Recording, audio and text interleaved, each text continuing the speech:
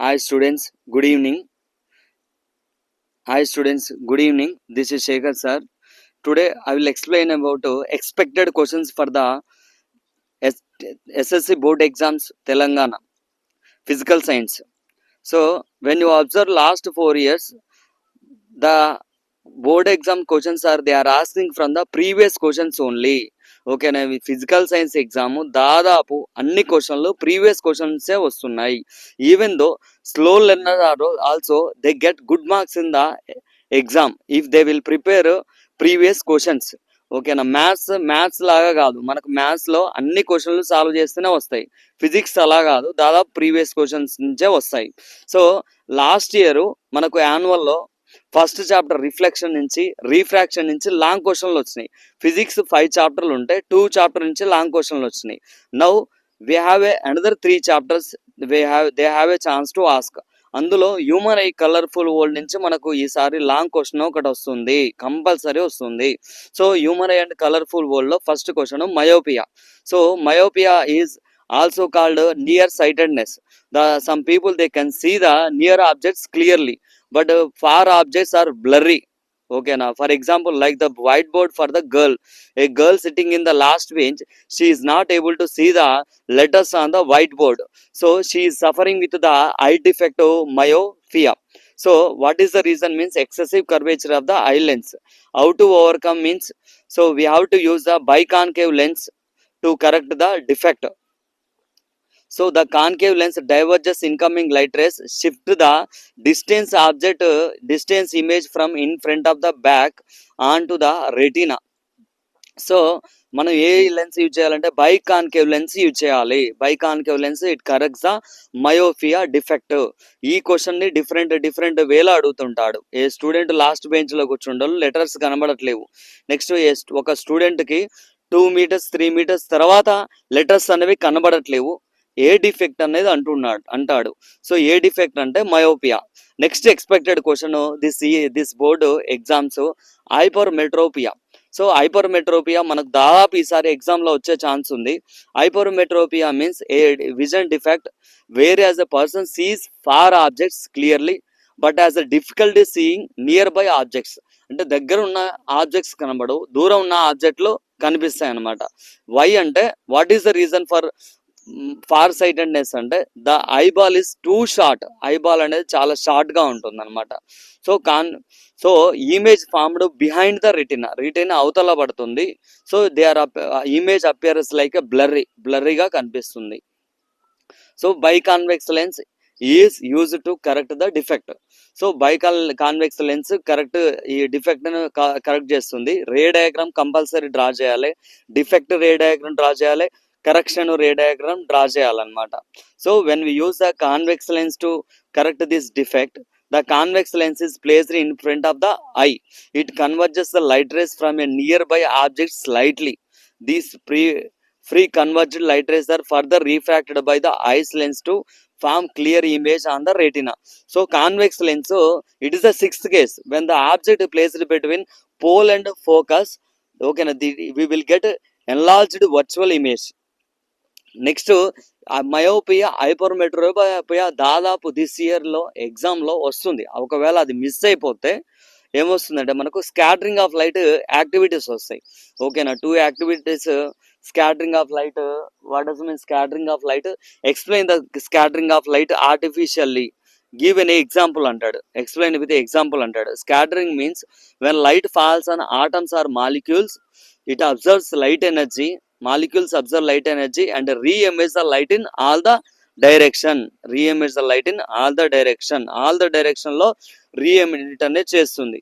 So when the light falls on a atmosphere of the earth మీద చాలా gases molecules ఉంటాయి. ఆ gases molecules మీద లైట్ ఎనర్జీ ఫాల్ అయినప్పుడు లైట్ ఎనర్జీ అబ్జర్వ్ చేసుకొని మాలిక్యూల్స్ ఆటమ్స్ మళ్ళీ లైట్ ఎనర్జీ ఎమిట్ చేస్తుంది, ఆల్ ద డైరెక్షన్ లో ఎమిట్ చేస్తాయి అనమాట. దాన్ని ఏమంటారంటే మనం స్కాటరింగ్ ఆఫ్ లైట్ అంటారు. సో స్కాటరింగ్ ఆఫ్ లైట్ ద్వారానే మనకు సన్ అనేది సమ్ టైమ్స్ బ్లూ కలర్లో సమ్ టైమ్స్ రెడ్ కలర్లో కనిపిస్తుంది అనమాట. సో నెక్స్ట్ మనకు ఈ క్వశ్చన్ మిస్ అయిపోతే మనకు ఐ డిఫెక్ట్స్ నుంచి క్వశ్చన్ వస్తుంటుంది. ఐ డిఫెక్ట్స్ లో టాబ్లెటెడ్ ఫామ్ క్వశ్చన్ వస్తుంది అనమాట. So here I have given the tabulated form question. So First question is what is the defect of A? A reason is maximum focal length is less than 2.5 centimeters. What is the defect? So answer is defect is myopia. Next question, what is the defect of B, C, D? B means cannot see near objects clearly. This near point is farther than the normal. So cannot see the near objects means, so defect is a hypermetropia. Next, which person suffers myopia? Myopia requires maximum focal length less than the normal. So only person A suffers with myopia. Next, what is the defect of vision? D. D means some people they cannot the power of the accommodation of eye lens is decreases, so they have to use a bifocal lens to correct the defect. So అంటే టాబ్లెటెడ్ form నుంచి కూడా వచ్చే chance ఉంది, I defects లో tablet form కూడా వచ్చే chance ఉంది. Next activity scattering of what is the rainbow? What does mean rainbow? Explained with 2 activities. So 2 activities lo class lo manaku test book lone activities metal tray activity, either you have to write the glass prism activity. So glass prism activity, when a light you have to take the prism, white screen and light source. When a white light source pass through the prism, it is split into constituted colors or a spectrum of colors. VIBGR colors ane form అవుతాయి. When you place a screen, you will get the VIBGR colors or metal tray activity. So metal ట్రేలో మీరు water తీసుకొని mirror పెట్టి some angle తోటి mirror పెట్టి when you light pass through the water inside the metal tray, you will get the VIBGYOR colours. When you place the whiteboard on the up, పైన మీరు whiteboard పెడితే you will get the VIBGYOR colours అనేవి పడతాయి అన్నమాట. This is also activity, metal tray activity.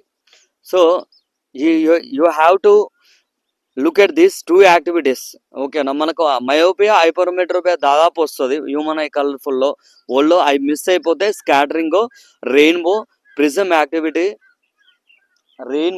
Rainbow యాక్టివిటీస్లో 2 activities మీరు చూడాలి. ఒకటి metal tray activity, next thing is a spectrum glass prism demonstration activity. So first thing aim is answer. క్వశ్చన్లో ఉన్నది answer. Aim means to determine the dispersion of a light by 2 activities. Next మనకు దాదాపు long question human eye and colourful నుంచే వస్తుంది. ఒకవేళ అది miss అయిపోతే మనకు ఎలక్ట్రిక్ కరెంట్ నుంచి క్వశ్చన్ వస్తుంది. ఎలక్ట్రిక్ కరెంట్లో Ohm's law is very very important. Ohm's law last year వచ్చింది, ఇంత ముందుకు వచ్చింది, మళ్ళీ రాదని మనం అనుకోవద్దు. ఓకేనా, ప్రీవియస్ క్వశ్చన్లే ఎక్కువ వచ్చే ఛాన్స్ ఉంది కాబట్టి ఓమ్స్ లా అనేది మీరు ప్రిపేర్ చేయాలి. ఎయిమ్ అనేది రాయాలి. Aim means to verify V/I is a constant. V/I is a constant. Next you have to write the material required: switch, battery, connecting wires, voltmeter, ammeter. Next conductor, iron spoke or manganese wire. Next first thing we have to procedure. First 1.5 cell పెట్టినప్పుడు ఓకేనా, how much current is passing, how much volt how much it is showing in the voltmeter లో potential difference ఎంత ఉందో మనం measure చేయాలి. When you increase the two cells 1.5 ఉన్నాయి, 2 increase చేసినప్పుడు ఎంత ఉంది. ఓకేనా, అంటే when you increase the potential difference, మనం ఎక్కువ ఈఎంఎఫ్ అనేది ఇంక్రీజ్ చేసినప్పుడు కరెంట్ ఎంత ఇంక్రీజ్ అవుతుందో నెక్స్ట్ పొటెన్షియల్ డిఫరెన్స్ అంతే ఇంక్రీజ్ అవుతుంది. When you compare the ratio మనం కంపేర్ చేసినప్పుడు కాన్స్టాంట్ అనేది ఉంటుంది. So Ohm's law is doing with at constant temperature దగ్గరనే చేయాలి. At constant temperature the potential difference across applied the resistor is directly proportional to the current. అది miss అయిపోతే దాదాపు Ohm's law వస్తుంది. అది మిస్ అయిపోతే మనకు resistance depends on the factors question వస్తుంది అనమాట. Resistance means it is the obstruction to the flow of electrons. Okay, electrons లో ఫ్లో అనేది అపోజ్ చేస్తుంది అనమాట. It is the property of the material only. So resistance depends on the length. Next resistance inversely proportional to the area. So resistance directly proportional to the length. If the length of the material is a more, resistance is a more. First activity మనం 10 centimetres ఉన్న wire place చేయాలి. Next 20 centimetres ఉన్న wire place చేయాలి. 30 centimetres ఉన్న wire place చేయాలి. We have to measure the resistance. మనకి ఎక్కువ length ఉన్న మెటీరియల్ ఎక్కువ రెసిస్టెన్స్ చూపిస్తుంది. నెక్స్ట్ ఈ resistance inversely proportional to the area. So ఎక్కువ మందం ఉన్న థిక్నెస్ ఉన్న వైర్ నుంచి ఎక్కువ కరెంట్ అనేది పాస్ అవుతుంది. ఎక్కువ కరెంట్ పాస్ అవుతుంది. సో మనం first less thickness wire place చేయాలి. We have to measure the resistance measure చేయాలి, కరెంట్ మెజర్ చేయాలి. నెక్స్ట్ ఎక్కువ థిక్నెస్ ఉన్న వైర్ తీసుకొని మనం మెజర్ చేస్తే రెసిస్టెన్స్ చాలా తక్కువ వస్తుంది అనమాట. Next factor, resistance depends on the nature of the material. So first thing is you have to use the copper. Next you have to use the iron spoke. Next you have to use the manganese wire. Next you have to use the different material. When you use the different material, you will get the resistance different values. So resistance depends on the nature of the material, length of the material. Next it is inversely proportional to the area. So thick ఉన్న wire లో current అనేది ఎక్కువ pass అవుతుంది, less wire లో తక్కువ pass అవుతుంది అనమాట. దాదాపు ఈ క్వశ్చన్లు అనేవి వస్తాయి. ఓమ్స్ లో వస్తుంది. ఓమ్స్ లో దాదాపు 99% వస్తుంది. అది మిస్ అయిపోతే resistance depend on the factors వస్తుంది. అది మిస్ అయిపోతే మనకు లాంగ్ క్వశ్చన్, ఎలక్ట్రో మ్యాగ్నెటిజం నుంచి లాంగ్ క్వశ్చన్ దాదాపు వెరీ లెస్, చాలా తక్కువ ఛాన్స్ ఉన్నాయి. అందులో ఒకవేళ వస్తే ఐస్టెడ్ ఎక్స్పెరిమెంట్ అనేది వస్తుంది. Oersted experiment says that when you it is the relationship between electricity and magnetism. We can produce the magnetism by using the electricity. It is explained by the great scientist Einstein. మనం ఒక copper wire ని battery connect చేసి open circuit లో పెట్టి compass, magnetic compass కింద పెడితే magnetic compass deflection చూపెట్టదు. Magnetic compass it will shows the deflection whenever there is a magnet is near to it. Magnet దగ్గర ఉంటేనే మ్యాగ్నెటిక్ కంపాస్ డిఫ్లెక్షన్ చూపిస్తుంది. Magnet దగ్గర లేకుంటే magnetic compass deflection చూపెట్టదు.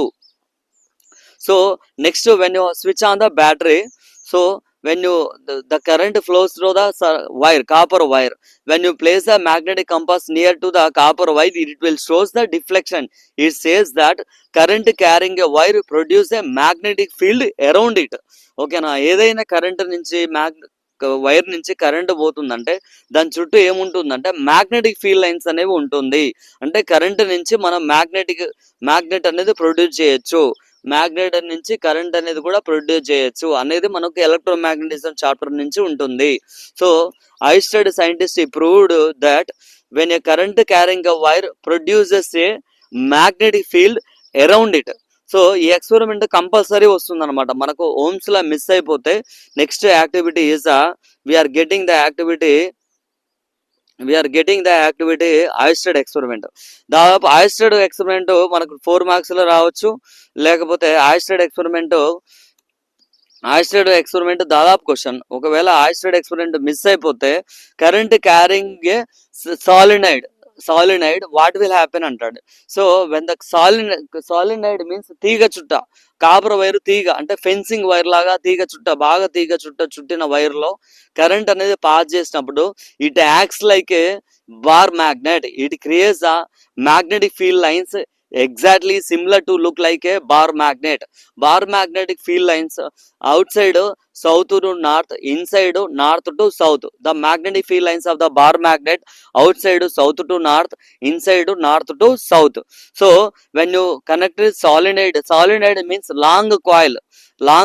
When you connect long coil to the battery, when you switch on the battery, when the current flows through the long coil, when you take the iron fines, when you place the near to the solenoid wire కింద మనం iron fines పెడితే when you sprinkle the iron fines, it will exactly appear look like a magnetic field lines of a bar magnet. Outside magnetic field lines are south to north, inside magnetic field lines are north to south. Next question, దాదాపు ఈ 2 క్వశ్చన్లు వస్తాయి. అది miss అయిపోతే when you place a magnetic R2 magnet in a uniform magnetic field. So when you place a R2 magnet in a uniform magnetic field means when a current carrying wire, ఓకేనా, current carrying wire దగ్గర మీరు R2 magnet పెడితే ఏమవుతుంది, ఏమవుతుందంటే ఆర్షు magnet can create a magnetic field around it. When a current carrying a wire, it create also magnetic field around it. When these two magnetic field lines are overlap each other, there is a force exerted on the wire. That force is calculated by the force F equal to BIL, Bill sin theta, where B is the magnetic field, I is the current, L is the length of the conductor, theta is the angle between them.